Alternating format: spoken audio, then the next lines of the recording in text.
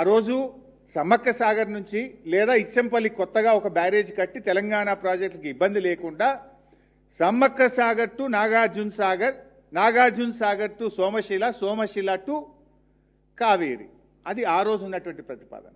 ఇప్పుడు ఆంధ్రప్రదేశ్ ఏం చేసింది? క్లెవర్గా వన్ షాట్ టూ బర్డ్స్ లాగా అసలు తెలంగాణ రాష్ట్ర భూభాగమే టచ్ కాకుండా పోలవరం టు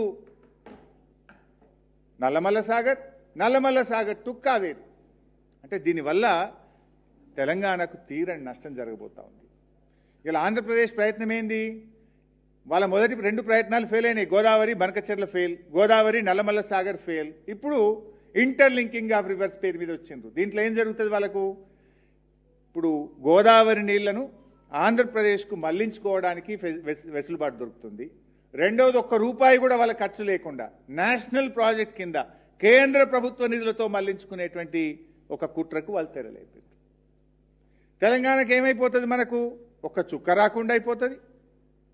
ఇంకా మనకు నీళ్ళే నేషనల్ ప్రాజెక్ట్ కూడా పోతుంది కదా. మనకు నేషనల్ ప్రాజెక్టు ఉండదు, తెలంగాణకు రావాల్సిన నీళ్లు రాకుండా పోతాయి. ఇంకా ఉల్టా సమ్మక్క సాగర్ 47 టీఎంసీలు కూడా మనం వదులుకోవాలన్నట. దీనికి డూడు బస్వన్న లెక్క ఈ రేవంత్ రెడ్డి, ఈ ఉత్తమ్ కుమార్ రెడ్డిలు తలలుపుతా ఉన్నారు. ఇవాళ ఇంకా చాలా వివరాలు ఉన్నాయి. ఎందుకంటే ఇది నేను ఉత్తగా చెప్తలేను, ఆధారాలతో సహా చెప్తాను. ఇప్పుడు గతంలో నేను ఇందాక చెప్పిన ఇంటర్లింకింగ్ ఆఫ్ రివర్స్లో మేము ఏం చేసినాం, ఈ ప్రతిపాదన తెర మీదకి వచ్చినప్పుడు మేము ఏం చేసినాం? రాష్ట్రం ఏర్పడ్డ తొలినాళ్లలో ఇది minutes of the meeting 6 January 2015 6 January 2015 NWDA meeting. ఈ మీటింగ్ నేనే నీటిపారుదల శాఖ మంత్రిగా నేను హాజరైన ఆ రోజు. ఇంటర్లింకింగ్ ఆఫ్ రివర్స్ వచ్చినప్పుడు నేను ఏం చెప్పినా అనేది పేజ్ 2లో హరీష్ రావు అని చెప్పి, he stated that there was a requirement of about 1050 TMC in Telangana for its various projects. He observed that interlinking of river projects should not be planned at the cost of Telangana state benefits and argued that all ongoing future projects of Telangana should be duly considered before arriving at surplus water for transfer from Godavari basin.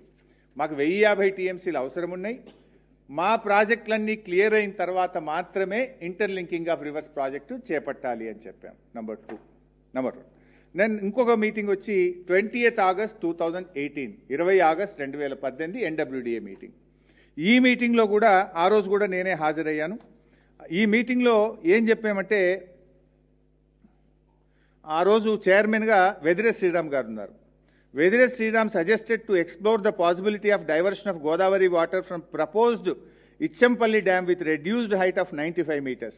Director General NWDA informed that all this reduced height, the contemplated storage will be reduced. After discussions, it was decided that a study will be done by NWDA to examine the possibility of diverting water from Ichampalli lower dam. Harish Rao, Minister Irrigation, Government of Telangana, suggested that NWDA should discuss with their officials in the planning and formulation of Godavari Krishna link అని మనం చెప్పినాం. దీనికి ఆ రోజు కర్ణాటక నీటిపారుదల శాఖ మంత్రి decay Shivakumar ఆయన కూడా అగ్రీ అయ్యాడు. Shri DK Shivakumar mentioned that NWDA has not considered the allocation of water share to Karnataka while planning diversion through Godavari Kaveri. అంటే మా కర్ణాటక షేర్ మాకు ఇవ్వండి, మాది ఇలా చెప్పలేదు అన్నాడు. ఆనాడు నీటిపారుదల శాఖ మంత్రి ఆంధ్రప్రదేశ్ దేవినేని ఉమా ఆయన ఏమంటాడు?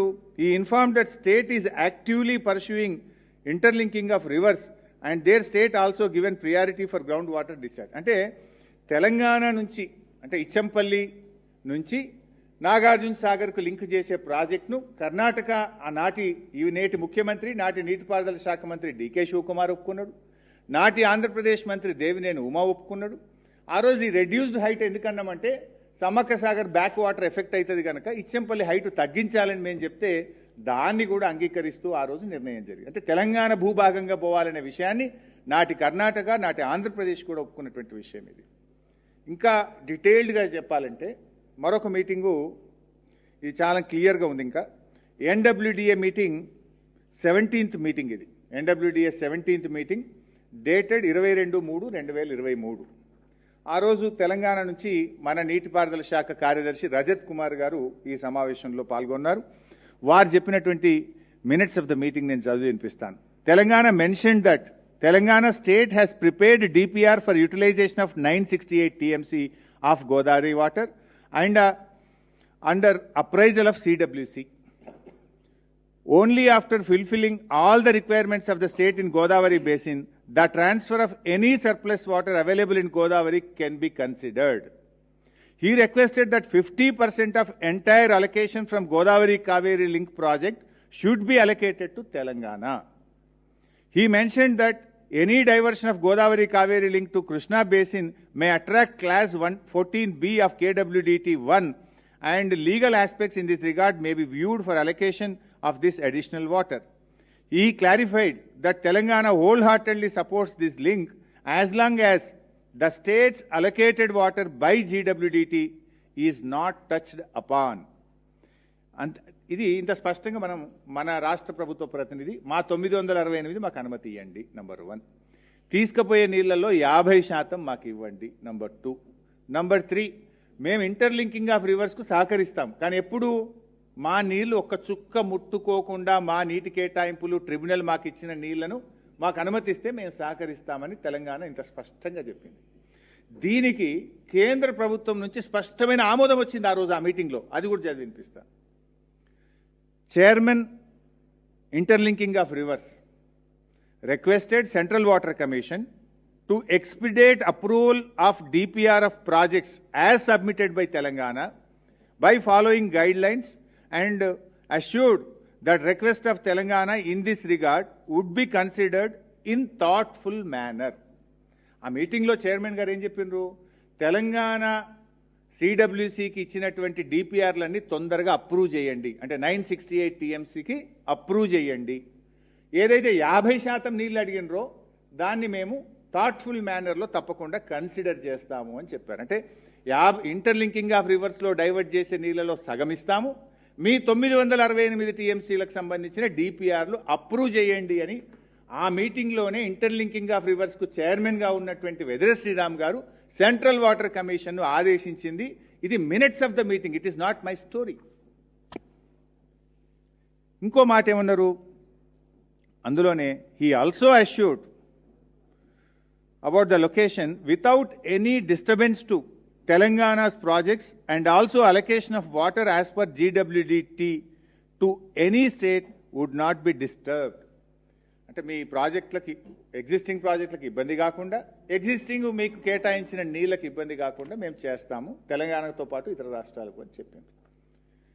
అట్లా ఇంకోటి కూడా ఉంది, చాలా ఉన్నాయి, నేను ఇంకా ఎన్నో ఎగ్జాంపుల్స్ ఉన్నాయి. ఆ తర్వాత జరిగిన మీటింగ్లో కూడా చాలా స్పష్టంగా తెలంగాణ ఇదే విషయాన్ని చాలా గట్టిగా చెప్పింది. ఇది 10/11/2023.